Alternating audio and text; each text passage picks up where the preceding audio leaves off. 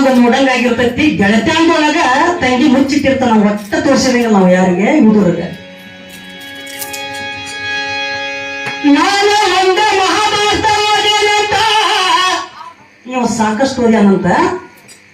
ಸಾಯ ಮಟ್ಟ ಸವಾಲ್ ನಿನಗೆ ಏನಪ್ಪಾ ಅಂದ್ರ, ಪಾಂಡವರಾಜ ಅಡವಿ ಒಳಗ ಚಿಗರಿ ಶಾಪ ಪಡ್ಕೊಂಡು ಸತ್ತಾಗ, ಮಾದರಿ ದೇವಿ ಮ್ಯಾಗ ಮೋಹಗೊಂಡು ಸತ್ತಾಗ, ಅವನ ದೇಹವನ್ನು ಅಂದ್ರ ದೇಹದಾಗ ಅಂಗಾಂಗಗಳನ್ನ ತಿಂದಿರ್ತಾರ. ಯಾರ? ಶ್ರೀಕೃಷ್ಣ ತಿಂದಿರ್ತಾನ, ನಕುಲ ತಿಂದಿರ್ತಾನ, ಸಹದೇವ ತಿಂದಿರ್ತಾನ, ಆಮ್ಯಾಗ ಧರ್ಮರಾಜ ತಿಂದಿರ್ತಾನ, ಅರ್ಜುನ ಭೀಮ ತಿಂದಿರ್ತಾರ. ಏನೇನ ತಿಂದಿರ್ತಾರ ಅವ್ರು? ಸತ್ತ ಹೆಣನ ತಿಂದಿರ್ತಾರ ಅವ್ರು. ಏನು ಯಾರ್ಯಾರು ಯಾವ್ಯಾವ ಭಾಗ ತಿಂದಾರ, ನಿನ್ನ ದೇಹದಾಗ ಉಸಿರು ಇರುವ ತನಕ ಹುಡುಕ್ಯಾಡಿ ಹೇಳಂದ್ರು.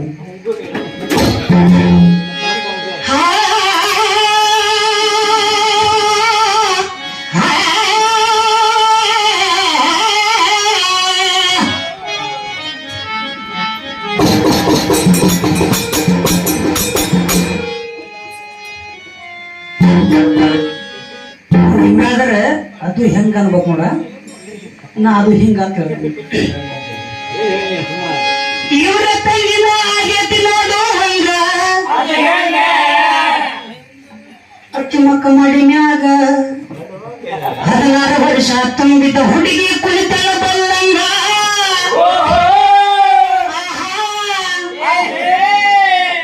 ಇವ್ರ ತಂಗಿ ಬೇಡ 16 ವರ್ಷ ತುಂಬಿದ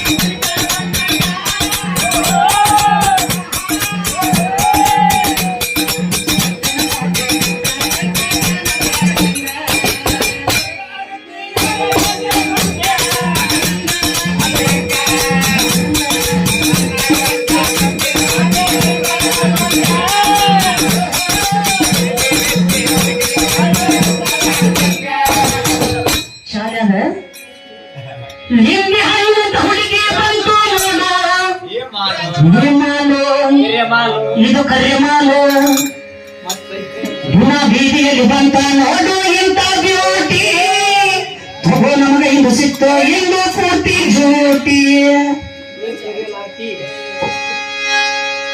ಇದು ಬಾಲಸೂರನ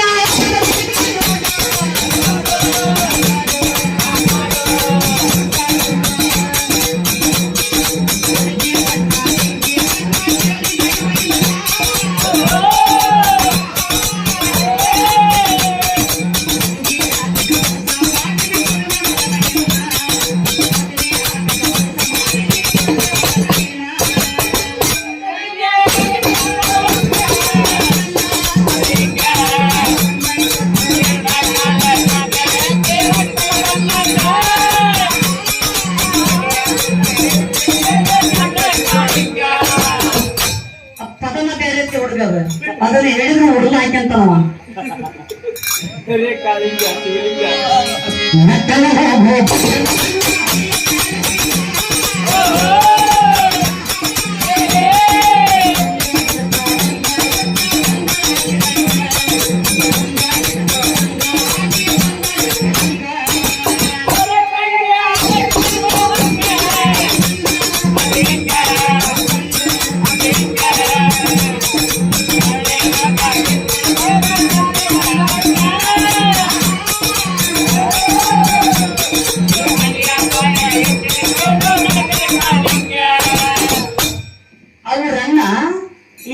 ಕದ್ದಿರ್ಬೇಕಂತ ಇವ, ನಾನ್ ಆಕಿ ನೋಡ್ಬೇಕಂತ ನಾನು ಅಂದಾಗ ಏನು ಬೆಟ್ಟಿ ಎಲ್ಲಿ ಹಾಕೈತಿಪ್ಪ ಅಂದ್ರ,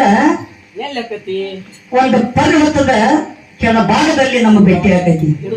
ಅಂದ್ರೆ ಋಷ್ಯಮುಖ ಪರ್ವತದ ಕೆಳಗುಡುಗ ಭೇಟಿ ಆಗಿರ್ತೈತಿ. ಅದು ಹೆಂಗ್ ಭೇಟಿ ಆಗಿರ್ತೈತಿ ಕೇಳಿ. ಪರ್ವತ ಕೆಳಗ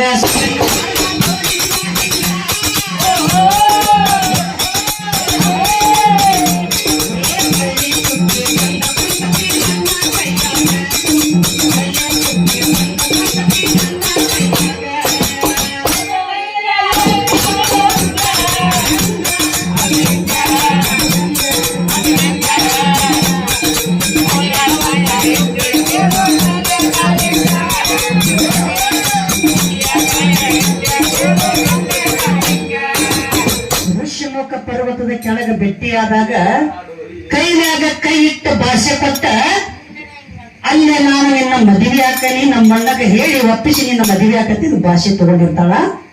ಆದ್ರ ಅಲ್ಲೇ ಅನ್ನಕ್ಕೊಂದು ತಾಳಿ ಕಟ್ಟಿರ್ತಾನ. ಏನ್ ಕಟ್ಟಿರ್ತಾನ ಅಂದ್ರ ಮಂಗಲ್ಯ ಸೂತ್ರದ ಬೇರೆ ಕಟ್ಟಿರ್ತಾನ. ಅದ ಬೇರೆ ಇವತ್ತ ತಾಳಿ ಸರ ಆಗೈತಿ ಪಾಪಿ. ಆ ಬೇರಿನ ಹೆಸರು ಏನು? ಪಕ್ಕ ಮಹಾಭಾರತ ಓದಿದ್ರೆ ಬರ್ತದೆ. ಅದು ಋಷ್ಯಮುಖ ಪರ್ವತದೊಳಗೈತದ, ಸುತಶೃಂಗ ಪರ್ವತದೊಳಗನ ಐತದ. ಆ ಬೇರಿನ ಹೆಸರು ಏನು? ಹುಣಸಿ ಕಟ್ಟಿ